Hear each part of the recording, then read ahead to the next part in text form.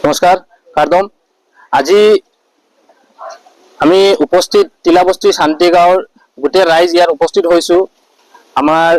যে সিদ্ধান্ত অটোনমাস কাউন্সিলে লোৱা হৈছে অটোনমাস কাউন্সিলে যেটো সিদ্ধান্ত লৈছে আমাৰ এসডিবিৰ কাৰণে চৰকাৰী গাঁওবুঢ়াৰ কাৰণে যে অৰ্ডাৰ পাস কৰিছে আমাৰ পৱন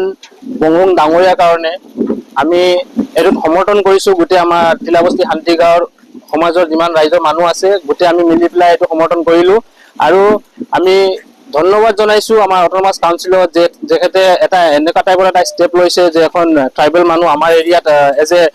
চৰকাৰী গাঁওবুঢ়া ৰাখিছে আমি এটো সমৰ্থন কৰিছো আৰু আমি গোটেই ৰাইজে মিলি পেলাই আমি পৱন বংগুং ডাঙৰীয়াক আমি ওয়েলকাম জনাইছো আজিৰ পৰা আমি তেখেতক আমি আমাৰ চৰকাৰী গাঁওবুঢ়া বুলি আমি তেখেতক মান দিও আৰু আমি আশা ৰাখো যে পৱন বংগুং ডাঙৰীয়া আমাৰ কাৰণে আমাৰ গোটেই ৰাইজৰ সকলো কমিউনিটি যিমান লোক আছে সকলৰ কাৰণে কাম কৰিব ভাল এটা স্টেপ ল'ব এই কাৰণে আমি গোটেই ৰাইজে মিলি পেলাই আমি পৱন বংগুঙৰ কাৰণে ওয়েলকাম দিছো যে আমাৰ আজিৰ পৰা আমি